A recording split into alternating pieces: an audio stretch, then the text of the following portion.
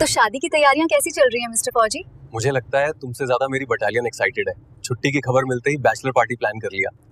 और वो पार्टी भी ट्रेनिंग कैंप जैसी होगी, दौड़, पुशअप्स और स्पीच। भैया, ये जंगल तो बहुत गहरा है, कुछ अजीब सा लग रहा है। शांत रहो प्रिया, मैं देख रहा हूँ।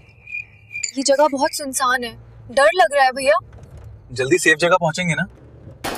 भैया, ये आवाज क्या थी? इंजन थोड़ा ओवरहीट हुआ है, चिंता मत करो। अरे, ये ठीक नहीं लग रहा। शांत रहो, देख। ठीक 2:45 सुबह पर सब कुछ रुक गया। पहले एक जोरदार खड़खड़ाहट हुई, फिर इंजन से सीटी जैसी तेज आवाज निकली और अंत में एक जोरदार धड़ाम के साथ गाड़ी रुक गई। हेडलाइट्स टिमटिमाए और बुझ गए। गाड़ी के अंदर पूरी तरह से सन्नाटा छा गया। सिर्फ दोनों की सांसों की आवाजें सुनाई दे रही थीं। प्रिया ने घबराकर पूछा, भैया क्या हुआ? विजय ने पहले गाड़ी को फिर से स्टार्ट करने की कोशिश की। चाबी घुमाई, पर इंजन ने सिर्फ एक दर्दनाक घुर्र घुर्र की आवाज निकाली और चुप हो गया। शांत प्रिया, लगता है इंजन ओवरहीट हो गया है, विजय ने कहा। उसकी आवाज में तुरंत फौजी वाली गंभीरता आ गई थी। मैं देखता हूं। विजय ने टॉर्च निकाली, अपनी यूनिफॉर्म जैकेट उठाई। एक फौजी हमेशा अपनी वर्दी अपने पास रखता है, और बाहर निकल आया। रात की ठंडक और जंगल की नमी ने उसे चारों ओर से घेर लिया। टॉर्च की पतली किरण बोनट पर पड़ी। जैसे ही उसने बोनट खोला, एक धुएं का तेज गुबार बाहर निकला, जिसमें जली हुई रबड़ और गर्म धातु की गंध थी। उसे तुरंत समझ आ गया, पानी का स्तर शून्य था। प्रिया, मुझे कुछ पानी चाहिए, इंजन को ठंडा करना होगा, उसने गाड़ी के पास आकर कहा। प्रिया ने पिछली सीट से खाली प्लास्टिक की बोतल निकाली। विजय ने उसे थाम लिया। मैं ज्यादा दूर नहीं जाऊंगा, इस तरह के रास्तों पर अक्सर कोई नाला या छोटा सा गांव मिल जाता है। तुम अंदर रहो और दरवाजा बंद कर लो। किसी भी सूरत में बाहर मत निकलना। मैं 15 मिनट में वापस आ जाऊंगा, विजय ने निर्देश दिए। प्रिया ने अपने भाई के चेहरे पर दृढ़ता देखी, लेकिन जंगल की भयावहता उसे डरा रही थी। उसने धीमी आवाज में कहा, प्लीज जल्दी आना। विजय ने उसे दिलासा देने के लिए हल्का सा मुस्कुराया और टॉर्च की रोशनी के साथ जंगल के और अंदर जाने वाले एक पगडंडी की ओर बढ़ गया। स्कॉर्पियो अब सुनसान नहीं थी। उसकी पिछली सीट पर बैठा प्रिया का डर धीरे धीरे एक ठोस आतंक में बदल रहा था। 30 मिनट बीत चुके थे। घड़ी की सुइयां उसके लिए नहीं, बल्कि उसके खिलाफ चल रही थीं। जंगल की आवाजें पहले सिर्फ शोर थीं, अब वे हर आहट में किसी खतरे का संकेत दे रही थीं। एक बार उसे लगा कि उसने पास की झाड़ियों में कुछ सरसराहट सुनी है। उसका दिल तेजी से धड़का। उसने विजय को फोन करने की कोशिश की, पर स्क्रीन पर निराशाजनक संदेश आ गया, नो नेटवर्क कवरेज। इतनी देर क्यों लग गई भैया? उसने खुद से फुसफुसाते हुए पूछा। विजय ने उसे सख्ती से मना किया था बाहर निकलने के लिए, लेकिन अब उसकी फौजी हिदायतें जंगल के अनजाने खतरे के सामने फीकी पड़ गईं। अगर वह रास्ता भटक गए तो? प्रिया अब और इंतजार नहीं कर सकती थी। उसने अपने हाथ में फोन का टॉर्च जलाया और दरवाजा खोलकर बाहर निकली। बाहर का अंधेरा इतना घना था कि टॉर्च की रोशनी भी उसे पूरी तरह से नहीं भेद पा रही थी। उसने विजय के जाने की दिशा में कुछ कदम बढ़ाए। भैया, विजय! उसकी आवाज तुरंत जंगल के सन्नाटे में समा गई। उसे कुछ दूर चलने पर एहसास हुआ कि वह पूरी तरह से दिशाहीन है। उसे कोई पगडंडी या रास्ता नहीं दिख रहा था। चारों ओर पेड़, झाड़ियां और अनजाना खतरा था। एक पल के लिए प्रिया घबराहट में वहीं बैठ गई। उसे रोना आ रहा था, पर तभी उसे विजय की सिखाई हुई बात याद आई, किसी भी स्थिति में घबराना नहीं, दिमाग को शांत रखना ही जीत है। उसने गहरी सांस ली और वापस सड़क की तरफ भागने का फैसला किया। वह किसी तरह रास्ता बनाते हुए, कांटों से उलझते हुए वापस मुख्य सड़क पर आई, और तभी सड़क पर एक रोशनी दिखी। थोड़ी दूर पर एक पुरानी पुलिस जीप खड़ी थी, जिसकी हेडलाइट्स आधी बुझी हुई थीं। जीप के बोनट के पास 5 लोग खड़े थे। उनके कद काठी से वे पुलिसकर्मी लग रहे थे, लेकिन उनकी वर्दी अस्त व्यस्त थी और वे सिगरेट के धुएं और शराब की गंध के बीच हंसी मजाक कर रहे थे। एक उम्मीद की किरण के साथ प्रिया तेजी से उनकी ओर दौड़ी। सर, प्लीज मेरी मदद कीजिए। प्रिया हांफते हुए उनके पास पहुंची। इंस्पेक्टर रविंद्र, जिसकी आंखें नशे में लाल थीं, एक बीड़ी सुलगा रहा था। उसने मुंह से धुआं छोड़ा और प्रिया को सिर से पांव तक घूरते हुए एक घिनौनी मुस्कान दी। अरे वाह, इतनी रात को जंगल में कौन सी परी उतर आई? रविंद्र ने अपने साथियों को कोहनी मारी। क्या हुआ तुझे बेटी? किस तरह की मदद चाहिए? प्रिया ने तेजी से अपनी बात कही। मेरी गाड़ी खराब हो गई है, स्कॉर्पियो, और मेरे भाई वह पानी लेने अंदर गए थे लेकिन अभी तक वापस नहीं आए। मुझे डर लग रहा है सर, प्लीज आप उन्हें ढूंढने में मदद कीजिए। रविंद्र, जो अब पूरी तरह से उसके करीब आ चुका था, ने उसके कंधे को छूने की कोशिश की। अरे, तेरा फौजी भाई कहाँ गया? हमें बता दे, हम तो तेरे भाई ही हैं। प्रिया को एहसास हुआ कि वह गलत जगह आ गई है। इन लोगों की आंखों में कोई मदद नहीं थी, सिर्फ हवस और नशा था। दूर रहिए मुझसे, प्रिया चिल्लाई। मेरे भाई आर्मी में हैं, कैप्टन विजय। अगर आपको पता चला कि आप मेरे साथ बदतमीजी कर रहे थे तो वह आपको छोड़ेंगे नहीं। इंस्पेक्टर रविंद्र के चेहरे से हंसी गायब हो गई, उसकी आंखें सिकुड़ गईं। आर्मी? कैप्टन? ओहो, तो तू हमें धमकी दे रही है? देख लें कैसा फौजी आता है। उसने एक जोरदार ठहाका लगाया और अपने साथियों को इशारा किया। प्रिया ने बिना एक पल की देरी किए सड़क के दूसरी ओर दौड़ना शुरू कर दिया। समानांतर दृश्य में घने जंगल के एक छोटे से नाले के पास विजय बोतल में पानी भर रहा था। वह मानसिक रूप से अपने लौटने की 15 मिनट की समय सीमा पर ध्यान केंद्रित कर रहा था। जैसे ही उसने बोतल का ढक्कन लगाया, उसे अचानक एक अनजानी गंध महसूस हुई। यह जंगल की मिट्टी या नमी की गंध नहीं थी, यह बंदूक के तेल और बारूद की हल्की गंध थी। एक प्रशिक्षित फौजी होने के नाते उसका शरीर तुरंत एक्शन मोड में आ गया। उसने अपनी बोतल जमीन पर रखी और जैकेट के नीचे रखी अपनी 9 mm की पिस्तौल निकाली। बाहर आ जाओ, उसने कमांडिंग आवाज में चिल्लाया। कोई जवाब नहीं आया। अचानक झाड़ियों से 3 लोग निकले, सबके हाथ में AK-47 थी। ये वही घुसपैठिए थे जो सीमा पार करके जंगल में छिपे हुए थे। वे शायद पानी की तलाश में यहां आए थे और उन्होंने विजय को देख लिया था। हाथ ऊपर, उनमें से एक ने टूटी फूटी हिंदी में कहा। विजय ने उन्हें घूर कर देखा। उसके दिमाग में सिर्फ प्रिया थी। वह जानता था कि अगर उसे पकड़ा गया तो उसकी बहन अकेली रह जाएगी। हार मानना एक फौजी के लिए विकल्प नहीं था। अगले ही पल विजय ने पहला फायर किया और तुरंत जमीन पर छलांग लगा दी। गोली चलाने की आवाज से जंगल दहल उठा। विजय का लक्ष्य अचूक था। पहले आतंकवादी की छाती पर गोली लगी और वह जमीन पर गिर गया। बाकी दोनों ने बिना सोचे समझे विजय की दिशा में गोलियां बरसाना शुरू कर दिया। गोलियां पेड़ के तनों और मिट्टी में ढंस रही थीं। विजय ने अपनी फौजी ट्रेनिंग का इस्तेमाल करते हुए एक पेड़ की आड़ ली। यह लड़ाई अब जीवन और मृत्यु की थी। विजय ने अपने शरीर को जमीन से रगड़ा और दूसरे पेड़ की तरफ तेजी से आगे बढ़ा। साथ ही उसने दूसरे आतंकवादी के पैर पर निशाना लगाया। गोली लगते ही वह दर्द से चीखा। तीसरा आतंकवादी विजय की तरफ अंधाधुंध गोलियां चला रहा था। विजय ने उसके फायर रुकने का इंतजार किया और जैसे ही उसे मैगजीन बदलने का मौका मिला, विजय ने अपनी अंतिम गोली उसके सिर पर दाग दी। तीनों आतंकवादी ढेर हो गए। विजय ने अपनी पिस्तौल रिचार्ज की और एक पल भी बर्बाद किए बिना अपनी बोतल उठाई। उसने तुरंत उन लाशों की तलाशी ली, उनके वॉकी टॉकी और हथियार नष्ट किए। अब उसे तेजी से स्कॉर्पियो के पास पहुंचना था। उसका दिल घबराहट से धड़क रहा था। यह लड़ाई जीतने के बाद भी वह जानता था कि उसने बहुत ज्यादा समय गंवा दिया है। विजय तेजी से स्कॉर्पियो की तरफ दौड़ा। जब वह गाड़ी के पास पहुंचा, उसने देखा कि गाड़ी का दरवाजा खुला हुआ था और प्रिया वहां नहीं थी। स्कॉर्पियो का खुला दरवाजा विजय के सीने पर हथौड़े की तरह लगा। प्रिया! उसने जोर से आवाज दी। उसकी आवाज में अब तक का सारा संयम टूट चुका था। जंगल की चुप्पी ने उसकी आवाज को वापस उसी पर फेंक दिया। वह तुरंत जमीन पर घुटनों के बल बैठ गया। एक प्रशिक्षित फौजी के लिए दृश्य को पढ़ना एक सहज क्रिया थी। उसने देखा गाड़ी के बाहर प्रिया के जूतों के हल्के निशान और फिर सड़क पर कुछ अलग जूतों के निशान, भारी चमड़े के कई लोगों के, और सबसे महत्वपूर्ण थोड़ी दूर पर शराब की खाली बोतलों का ढेर। विजय का दिमाग तेजी से काम करने लगा। वह जानता था कि प्रिया खतरे में है, लेकिन यह खतरा आतंकवादियों का नहीं था। यह उससे भी बुरा था। आम नागरिक का विश्वास तोड़ने वाले लोग थे। उसने अपनी वर्दी की जैकेट तुरंत पहनी। वर्दी सिर्फ कपड़ा नहीं थी, यह उसकी पहचान, उसका प्रशिक्षण और उसकी अथाह शक्ति का प्रतीक थी।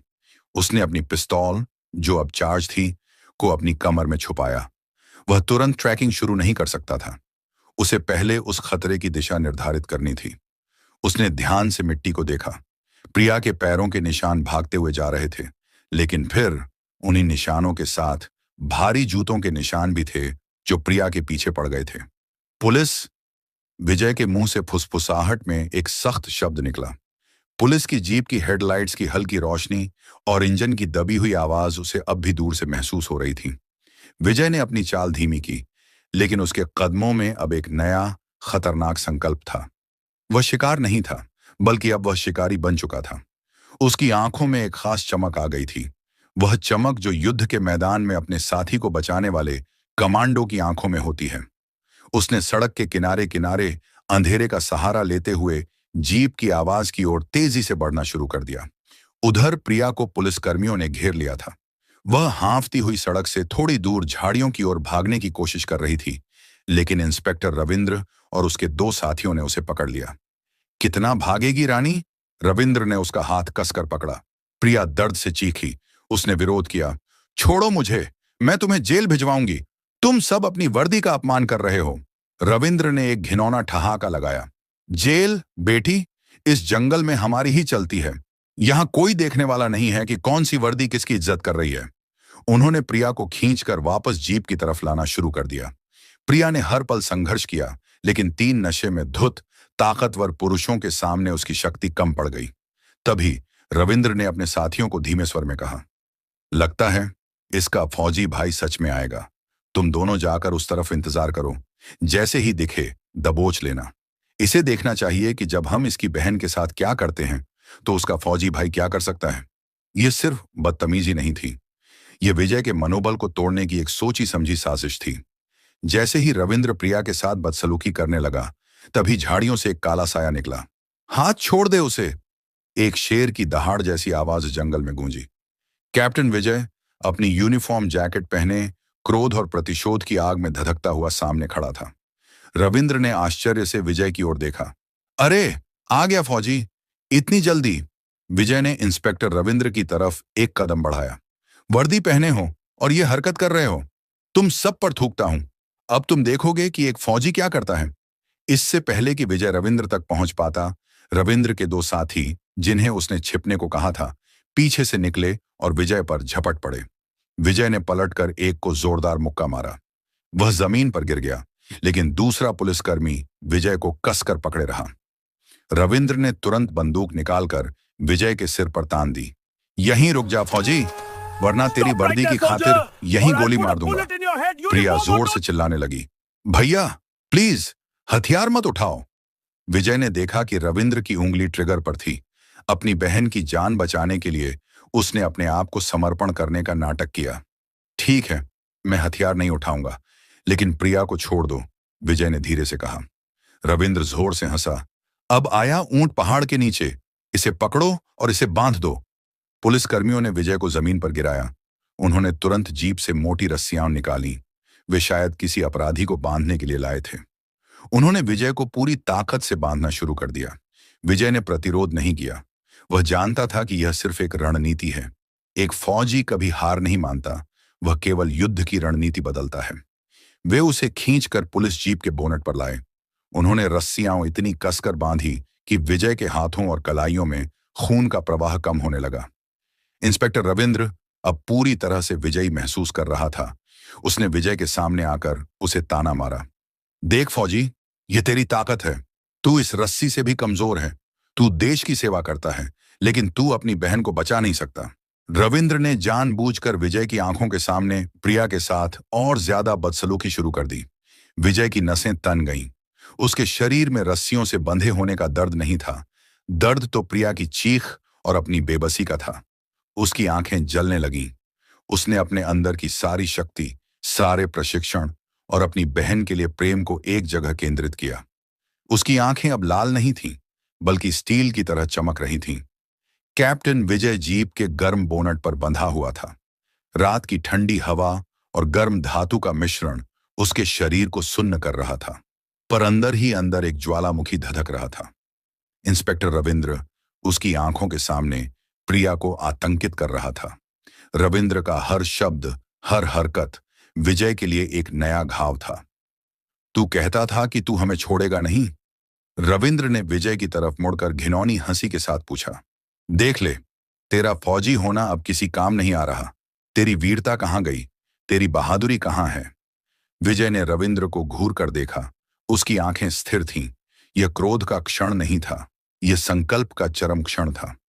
उसने अपनी पलकें झपकाईं और उस एक पल में उसने अपनी बटालियन के सभी मंत्रों को याद किया, हर उस ट्रेनिंग को याद किया जिसने उसे एक कमांडो बनाया था। उसने अपने मन में खुद से कहा, दर्द अस्थाई है, हार स्थायी। मेरी वर्दी की इज्जत, मेरी बहन की सुरक्षा, यह मेरी जिम्मेदारी है। विजय ने अपनी रस्सियों पर ध्यान केंद्रित किया। पुलिसकर्मियों ने उन्हें मोटे और सिंथेटिक पदार्थ से बनाया था। उन्हें तोड़ने के लिए सिर्फ ताकत नहीं, बल्कि मांसपेशियों के विज्ञान की जरूरत थी। उसने अपने सीने की मांसपेशियों और कंधों को धीरे धीरे लेकिन जबरदस्त ताकत के साथ फैलाना शुरू किया।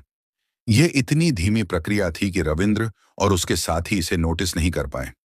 विजय के शरीर में हर फाइबर जोर लगा रहा था। खून उसकी नसों में उबाल मार रहा था।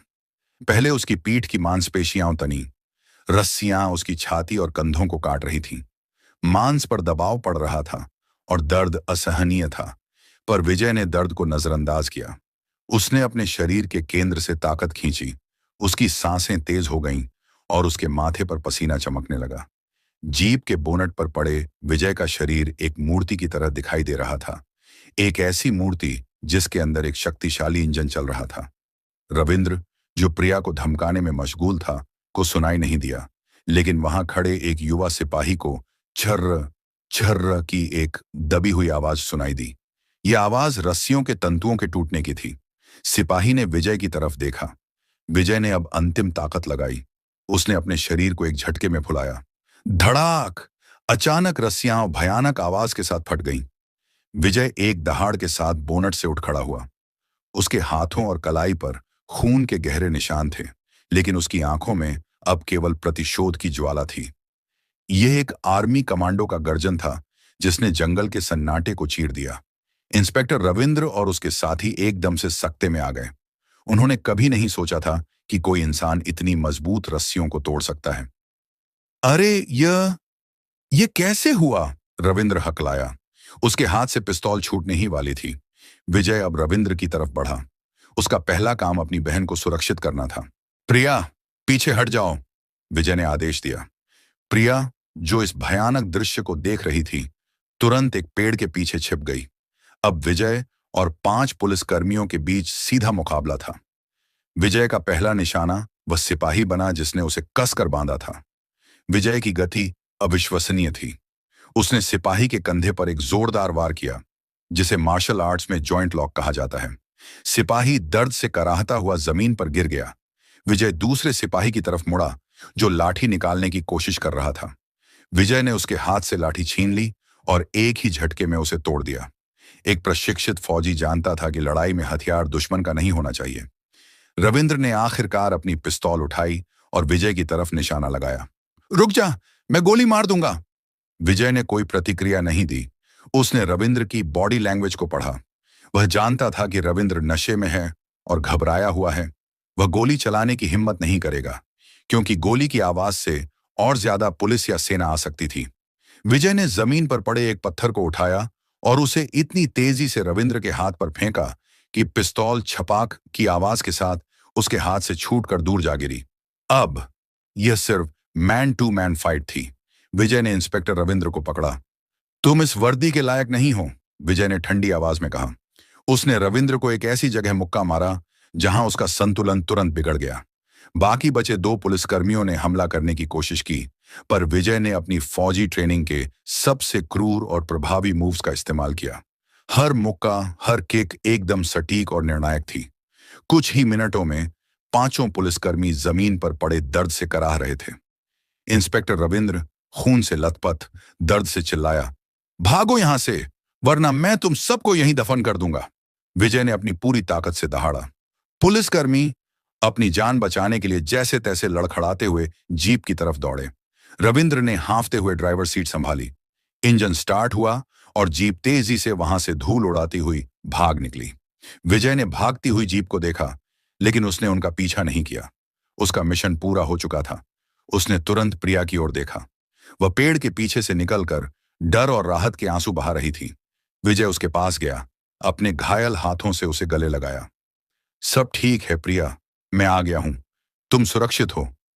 जंगल अब शांत था। सिर्फ भाई बहन के रोने और सांस लेने की आवाजें थीं। वर्दी की इज्जत बच गई थी, लेकिन जीत के पीछे का दर्द बहुत गहरा था।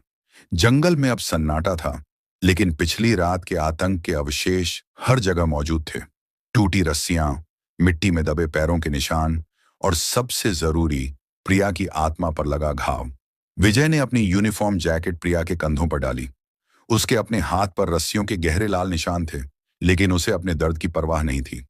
चलो प्रिया, अब हम यहां से निकलते हैं, विजय ने अपनी आवाज को यथासंभव शांत रखते हुए कहा। विजय ने तुरंत अपनी स्कॉर्पियो का बोनट खोला।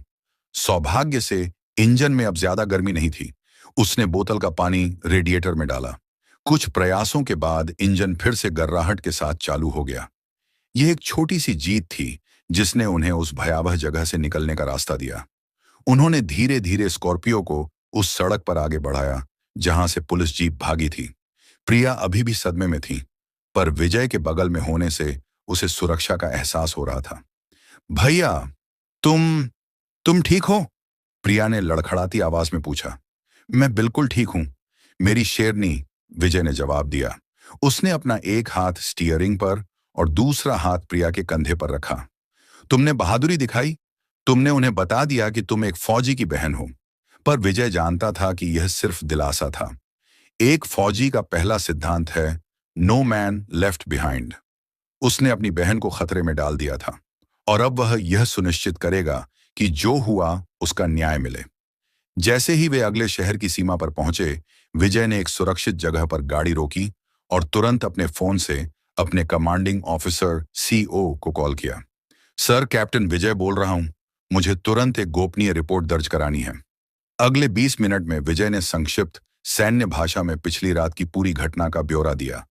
आतंकवादियों से लड़ाई, गाड़ी का खराब होना और सबसे खास पुलिस वर्दी पहने लोगों द्वारा उसकी बहन के साथ किया गया दुर्व्यवहार और उस पर हमला।